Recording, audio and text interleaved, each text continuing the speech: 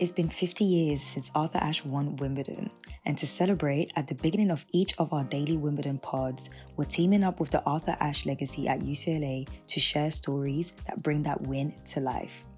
Enjoy the pod.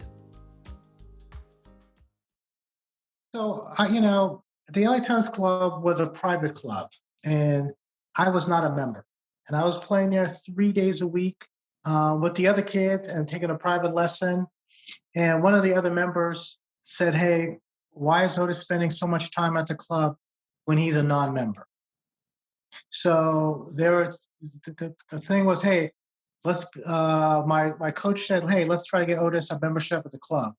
And at the time, the LA Tennis Club didn't have any Asian Americans, didn't have any Latino Americans, didn't have any Jewish Americans, or any other African Americans at the club. So me becoming a junior member would probably have been very difficult. So as it turned out, one of the employees of the club, a gentleman named Larry Tubell, wrote a letter to Arthur Ashe, and who was just happened to be an honorary, on the board of directors. And this was in 1975. And at that time, Arthur Ashe was huge because he had won Wimbledon. So amazingly, back then people wrote letters, and amazingly, Arthur got the letter. He wrote another letter to the board of directors of the LA Tennis Club saying, if Otis does not become a junior member, I will be given up by my seat on the board. Shortly after that, I became the first African-American member of the LA Tennis Club. Hello guys, welcome to the Black Swing Global Podcast. I am Lucy. And I'm Eugene. And welcome to day 4 at Wimbledon. Hey. Hope you guys also enjoyed today's oral history from the Arthur Ashe legacy at UCLA. A massive thank you for the feedback. I was kind of nervous of doing this because more of a thing. I didn't want people to skip it or things going to be boring or things going to be the same stories. We told you guys it was going to be stories that you guys have not heard. Today's one was definitely my favorite one because it specifically showed how the impact of Arthur Ashe winning that title, what that had to do with other Black people in tennis as a whole. It affected, Exactly. So not just, I know people, they'll say, the win had an impact on the other Black tennis players like Venus and Serena Williams, which is true, but there was also more to that are not really told, just like that audio today. So a massive thank you again to the Arthur Ashe legacy for giving us this opportunity to share the stories. And can't wait to continue to keep on sharing more to you guys. I love that we're doing it, Lucy, honestly. For sure. I'm very proud of that. And this being the 50th anniversary, like we've said a lot of times, I feel we're doing Arthur Ashe justice. Yeah. Big shout out to us, and obviously shout out to the legend that is Arthur Ashe. For sure. I'm gonna be honest. I'm not seeing a lot from the tennis industry in general. Well, that's why we're here, man. For real. So a massive shout out to us. Shout out to the listeners as well for enjoying it and giving us the feedback, like you said. Exactly. It's good to see because that you guys are enjoying it and kind of appreciating it. We love so that. If they're not gonna do it, we gonna do it. All right. How you feeling, Eugene? I'm good, man. It's been a long day, but it's been a long day when it really shouldn't really be. It didn't need to be. It didn't need to be. At least we had a late start. I was gonna say a much needed lion. But yeah. What about you? How are you feeling? I'm actually so tired. I'm really tired. No lying for us today, but tomorrow. But a short start, which we'll talk about later. But I'm a bit gutted. I feel like it's going so fast. I know. Day 4 already. And I'm like, no. I had a little moment in the balcony and I was like, oh man, I was trying to take it all in. I even wanted to meditate for a bit, this can't be done. I'm not trying to go back to bloody, can you see my screen? No, man. I want game, set, match. I want to go to press. I want to talk to people, exactly. No, can you see my screen? No. But anyways, I'm all good. Should we start off with the first popcorn match of the day? It was our match. It was the match of the day. For sure. Yeah. So Hailey, Baptiste, Victoria Mboko. Mm-hmm. Let me just say this. I love it when we have two black players playing against each other. Like, of course, it's sad. One has to lose, but at the same time, like, just for me anyway, the optics of that, whether it's a man or men or women, like, I just love it, and it's obviously why we exist as well. That is what we highlight. Exactly. So to see that, and to see these two young women, Mboko being a teenager, Baptiste early 20s, like both pretty much at the start of their careers, it was just a great thing. Like, for sure. And I obviously I'm happy for Baptiste because obviously she won, but I'm also really proud of Mboko and the way she played and handled herself. Yeah, just very impressive. I mean, what were your kind of thoughts or takeaways? I was a bit gutted, just like, because they were facing each other so early on. But yeah, it was nice seeing two black young women playing a match, and it wasn't a mid match. That Baptiste had to fight through. Victoria was hitting well, and it was a great way for them to get more fans and get more, get more visibility as well. So yeah, it was in that aspect, it was really good. In terms of the match itself, actually, now that the match is done, I want to get your opinion. Who did you actually think was going to win? It's a very good question. What was your? Because I had Hailey. I'm gonna say Mboko. I did have Mboko. Okay. And to be fair, she took the lead. She did. She broke first. She did. She was up 5-2 in the first 5-2. Yeah. But massive credit to Baptiste. To Baptiste, so why did you have Baptiste? Mainly because of, I feel like Baptiste this season just has this different mentality, this different drive. I feel like that drive, that was what was missing from what we could see from outside. It seems like there was times where she was on the court and it seems like she didn't even want to be there. And to be fair, in some of her press conferences that I've been to, it's not like she said something like that, but it's like, I can understand why I felt that way by her explaining how much she has changed mentally and how she approached things. So like, for example, how she said at one press that, all she cared about was, winning that one first round match at a Grand Slam. Now it's not that. She doesn't have that mentality anymore. It's like, no, we can really do this till the end. There's that. And also I think that she's better at, moving well out on grass. Victoria is still getting there. We have to bear in mind that Victoria actually has not played any grass matches except for qualifying prior Wimbledon. She literally, her last tournament was French Open. So, there's that as well. She hasn't played since junior at Wimbledon and stuff. Yeah. So there's that. So yeah, I just feel like based on experience, based on certain things that Baptiste I've seen from her this season alone, not even just this grass season, I just feel like, yeah, she should bag this. Fair enough. In straight sets even. But I didn't think it would be a thing where it was going to be an easy match because Victoria can be tricky, and it showed that. She was serving well. She was hitting well. She hit in different ways as well. But she was. You could say she was. Well, she definitely started the better in the first set. 100%. Because she 100%. Even in the tiebreak as well. They went to a tiebreak. Exactly. Yeah. She was 5-2 up in that tiebreak. Again, Baptiste fought back to win it. I think it was 8-6 in the end. Yeah, and it's funny because Mboko is very aggressive, but anytime Baptiste applied pressure, she was very uncomfortable. She didn't know how to apply. But anytime she did, she was unable to return well or knew what to do next. So Baptiste kept doing that. But the one thing that actually really led to her getting to that point is because her losing so many games at the beginning of the first set was actually her first serve and her second serve. And funny enough, during the match, I went back to double check the stats again from her last match, and it was kind of the same thing. Okay. So her first couple games, her serves were really a problem, and the reason why she even won the match at the end against who was it again? Sorry, Kershaw.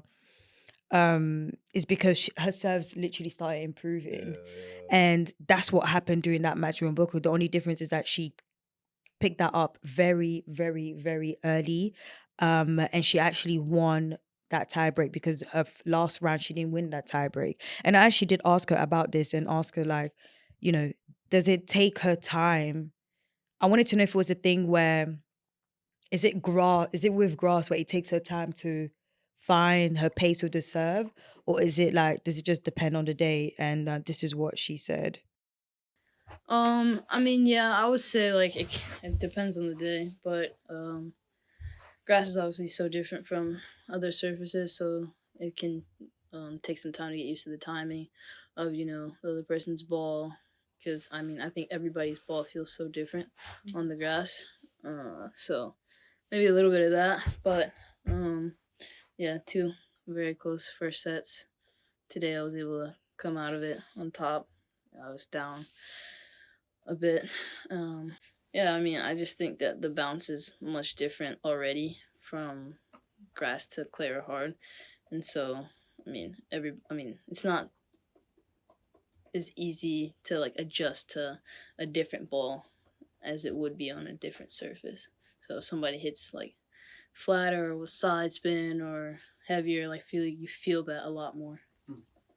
I'm really glad that she was able to have like such a technical answer as well. And it's funny because also during the press, one of the journalists actually did ask Eric, who's one of her coaches, like what are the things that she's improved on, and he said decision making. And when he said that, I was like, you know what, this makes a lot of sense.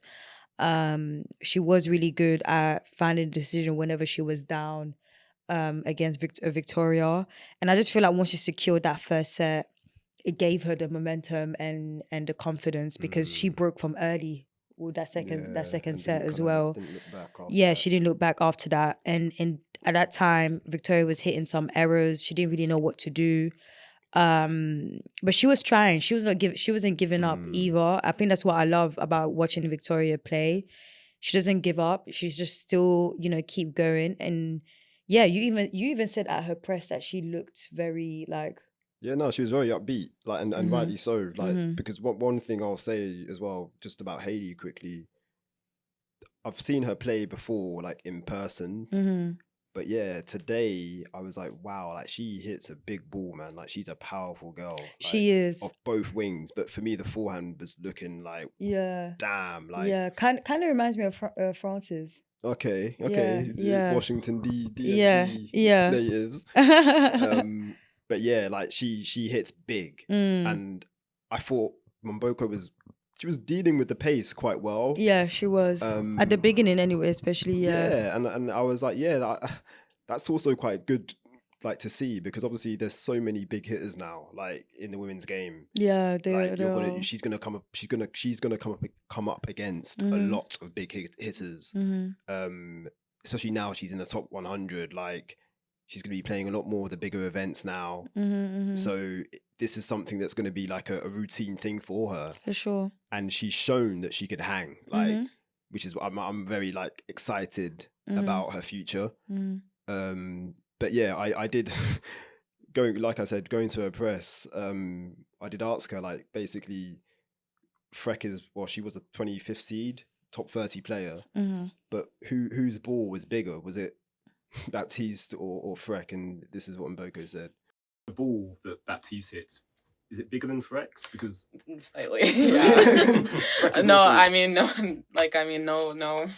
shade to to Freck, but I mean she has a really great game too. But Hailey, she can rip some winners sometimes, and she's able to switch the pace, and I think that's very detrimental on grass, and it can really, I think she can really go far if she's able to do that a lot, and that's her game. She's able to do that in a lot of tight moments, or able to really accelerate her shots, and I think on grass it's really beneficial. So I mean, kudos to her. So yeah, like she kind of laughed a bit when she was like, oh yeah, like, no shade, she said, which you heard, but she's like, yeah, Baptiste hits the bigger ball, and then obviously went on to say very complimentary things about Hailey, which is also quite nice. But just back to Hailey, like she has the game to go far, like on this surface, for sure. And I think obviously it's Mira Andreeva next, 7th seed, I think Mira Andreeva is. Obviously she's going to be the favorite, but of course Hailey's got absolutely nothing to lose. Nothing. And I think it reminds me a little bit back to what I was saying about Jallo and Fritz. Because everyone knows about Fritz. They underestimated 100%. what Jallo could do. Yes, obviously he didn't win the match, but I don't think a lot of people had that match going into 5. Exactly. Especially when the roof closed. They thought, oh yeah, Fritz is done. Nah, mate. And that's exactly what's going to happen in that next round. I cannot wait for I'm that calling an match. upset right here, right now. I'm calling it. I was saying it from the beginning.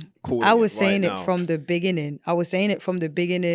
Like I said it from the get go. I was like, yeah. Mira hits big as well, but I mean Baptiste. My thing is the reason why I feel like that is because yes, fair enough. Mira has been playing really well this season. You know, she is. I mean, look where she's seated. You can't take that away. But she's also finding her foot on grass. A lot of these young players again are still trying to get used to grass. I think the number one thing that Hailey needs to work on is her serve. Like if she works on that serve, we're in for a good match. Even if she loses, that match will be really, really good. All I'm saying is, guys, don't count Baptiste out because it's just Andreeva. Andreeva is great, but you know, she has a lot of errors coming in on grass as well. I was checking some of her other matches.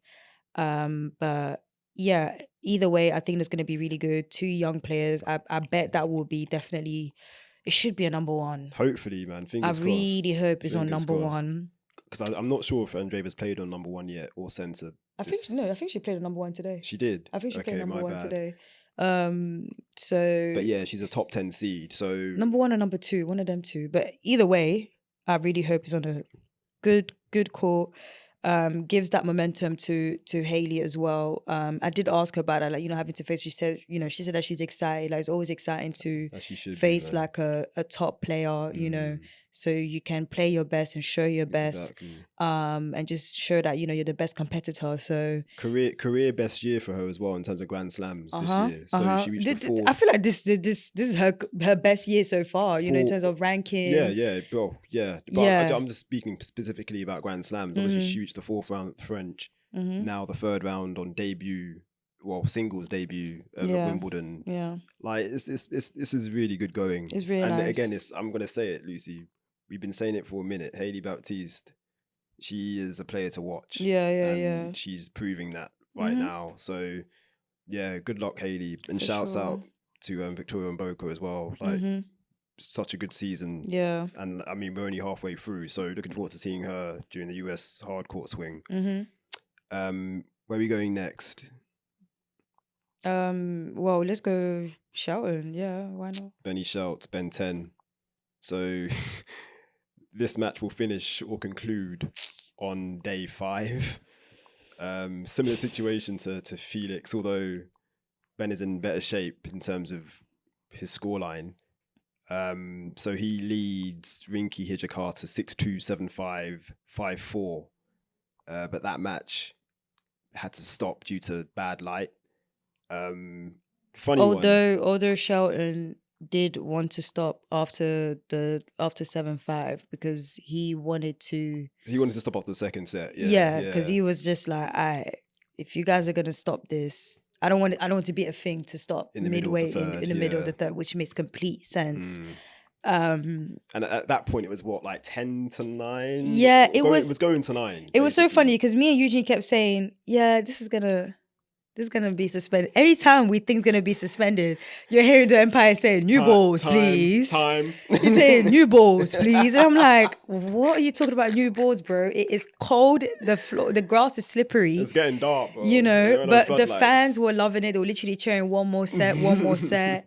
Mexican wave as well. Literally, we did it like 3 times. Like it was a great vibe. But in terms of like the players, they definitely didn't want to continue to a point where at the end, Shelton looks like he was about to square up to the umpire. Like, but one thing I love about Shelton though as well, like he is just such a competitor. Like he just loves to compete. He does. You can see it. Like he was really annoyed, and rightfully so, to be honest. Because like, bro, I'm about to serve for the match, but it is what it is. He did have 3 match points on Hijikata's serve. Exactly. So credit to Hijikata for holding Yeah. from Love 40 down. For sure. I bet he was happy that he was. And he was taking his time as well because he wanted to stop. Yeah. Basically. Yeah. So. But other than that, during the match, Shelton was really, especially that first set, he was hitting some incredible shots. He was really loving, the momentum. Proper showman. And then I think that got into, Hijikata as well. And he was like, all right, relax. And, it was very, very close to losing that second set. Yeah, I actually thought that second set, it was going to go to Hijikata. So credits to him because that flip around was crazy. But yeah, Shelton was hitting so good. He was moving well. Like just some powerful shots as well. Yeah. He was, I don't know, his energy feels really different here right now. I think so. Yeah, and I'm glad because last year was kind of difficult because of how many times he had to play and go to 5 and, delay and so on. So yeah, it was nice seeing it and it was a great atmosphere as well. It was. It was a really good atmosphere. And he was serving so big. I think even one of the fans was even shouting, 154, because 153 is GMP's serve record. Just make sure that Shelton, that, they don't return back so that people don't come and fill up your comments saying, you don't, let's take out this. Yeah, he returned and won the point. Please, man. Shout out to GMP for holding the fastest serve record. At Wimbledon. Insane. Tell your fave to catch us up. Insane. Exactly. But massive shout out to Shelton. We will be back tomorrow on court number 2. Literally just to serve out the match. Literally just to serve out the match. Just to serve out the match and come to press so we can see you. How long do you think you'll be on court tomorrow? Literally give me a time. Well, they have to warm up. Warm up is 3 minutes. So after warm up, and the thing is, he will be literally the fact that he will be serving it. He will be playing for 1 minute. That'll be it could be done in literally seconds. Literally seconds. But it won't, can you imagine doing all of that? So annoying. But yeah, and then again, it's tennis. You just never know, True. So you just never know. Hijikata might, get some extra boost, but either way, this should be a nice, easy win for Shelton. And then, hopefully back-to-back straight sets wins. Yes, exactly. Yeah, rest well so we can, because second week of a Grand Slam is never easy. Facts. So yeah, another suspended match that we have. Gael Monfils. Monf. Although this one we were very close for it to be done in 4. Done in 4. So yeah, he lost the first set against Marton Fucsovic 6-4, I'm going to say. Yeah, 6-4. So it was 6-4, 6-1. And then, ended up winning the second. Sorry. 6-6. Well, 6-4 to who? To Fucsovic. Yeah, so 6-4, 1-6, Yeah. 4-6, and then 7-6. And the fifth set needs to be played tomorrow. At least they are playing a set. That's exactly. So that'll be a full set. But Monfils was close to literally closing this match on He served for it. He served for it, and then he got broken and tiebreak, and yeah. It's crazy. It's just. I think he enjoys it, man. Like. Surely not, man. Uncle, I think he's doing it deliberately. You think so? Nah. I don't understand because his hands even on his knees and stuff, and a side of me want to credit him for not giving up, especially considering his age 38. and stuff. But another side of me is like, Unc, you don't want to get out of it, I don't And the thing is, his matches are always late. I knew this was going to 5. Oh, I knew it. Yeah. I knew his first set was his first match was going to go to 5. I didn't think his first was. I knew that was going to go to 5. Because to be honest, I'm going to be real. I didn't see him coming through that first match. Oh, really? Against Ugo and Bear, yeah. I thought Bear would beat him. Oh, no. I said too that he was going to beat Ugo. Mainly because Ugo's level has been really up and down lately. He's been dropping in rankings. He's not really been at his best. Even though he was the 18th seed. Yeah, exactly. No, I hear that. So that is why. And we're talking about grass. If it was hard court, maybe it'd have been different. I love the respect as well between them. Obviously, we spoke about that match. I mean, yeah, it is, just a respect thing. But yeah, Gael Monfils will be back tomorrow and we'll see how that goes. But please, let's just stop with these 5 matches at Grand Slams, man. 5 sets, sorry, man. I was thinking, yeah, we're good tomorrow, early finish. Nope. Nope. We got one more Crazy. set from Monsieur Monfils. So we should see you tomorrow and see how that goes. All the best and good luck. And last but not least, Felix Auger-Aliassime. oh, defeat of the day. He fell to Jan Jan Lennart Lennart Struff, the Struff. German. Yeah, 3-6, 7-6, 6-3, 6-4. That was tough because that was literally from last night. So that was Yeah. that was at 1 set all. Mm-hmm. Felix did have, well, he was up a break in the tiebreak. Mm-hmm. So that could have kind of set him up to be basically 2 sets to love up, but he was unable to take it, that's why it was 1 set all. And then, yeah, it started quite well today. But Struff just kind of, I don't know, he just kind of took over and didn't really let up. Yeah. And again, because I went to Felix's press after the match, and he said that, yeah, like it was a thing of him starting well and like kind of waiting for kind of like the storm in terms of Struff's incredible form to pass, because like he was just basically hitting winners and like it was just basically just playing too good. And like sometimes that happens in a match. Like your opponent is just literally teeing off, everything's landing and like, yeah, it's just too good. But he was like, yeah, that didn't actually happen. But he said he did have opportunities, especially in the 4th set, but he wasn't able to like capitalize. And it's an interesting one with Felix because obviously, yeah, his ranking is nowhere near where his like kind of career high. He was a former top 10 player. Yeah. And he's like down in like the mid-20s now. So like that, for me, it's tough to kind of see that of a player with so much talent being at that level now.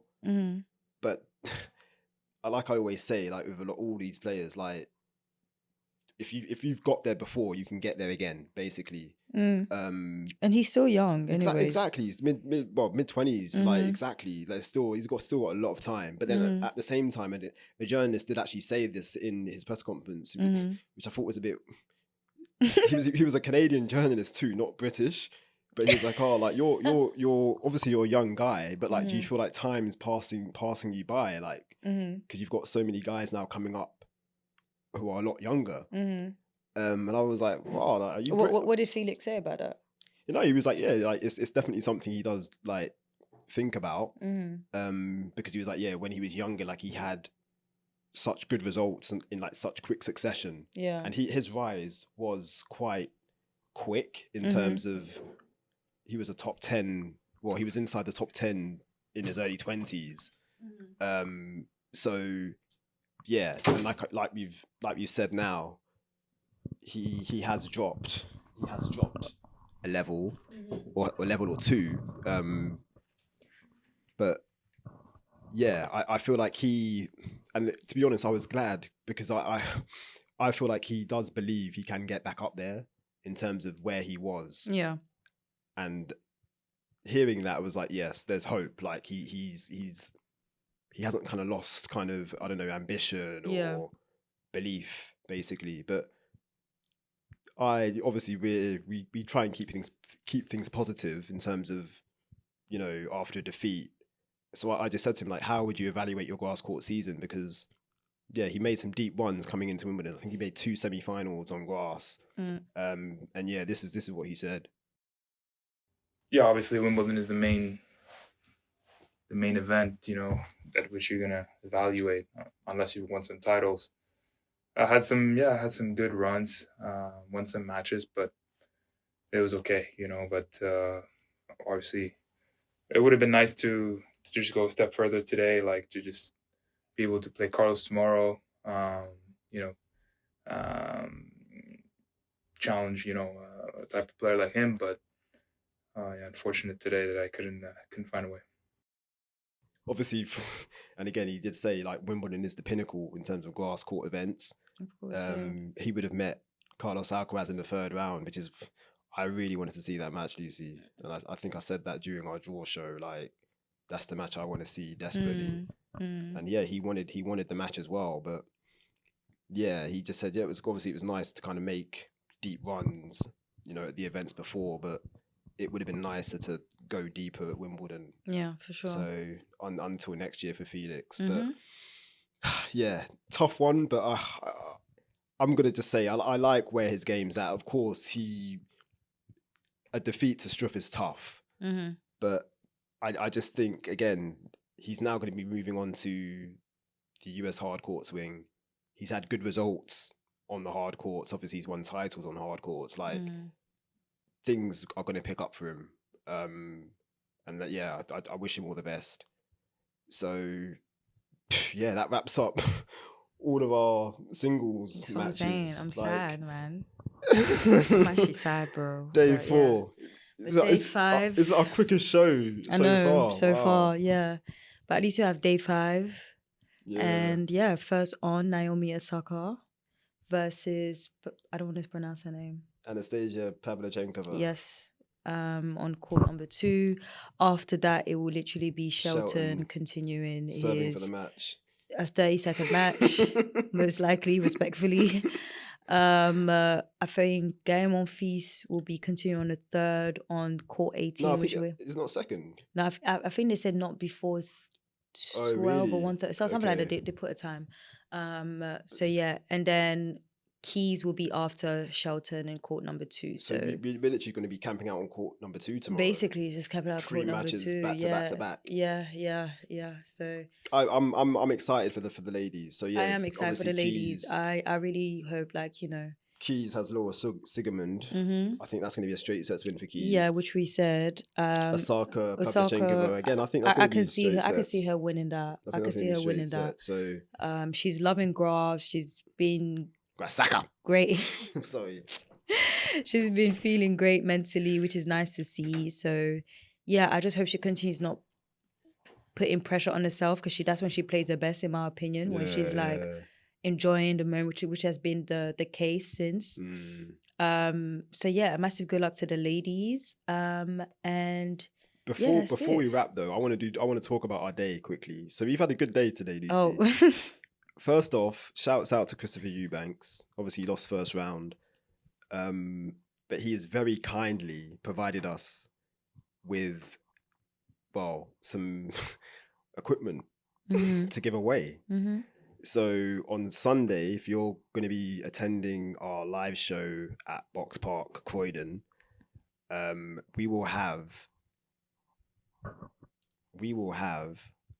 some Christopher Eubanks merch that we'll be giving away to merch. A lucky no, not merch, equipment. Sorry.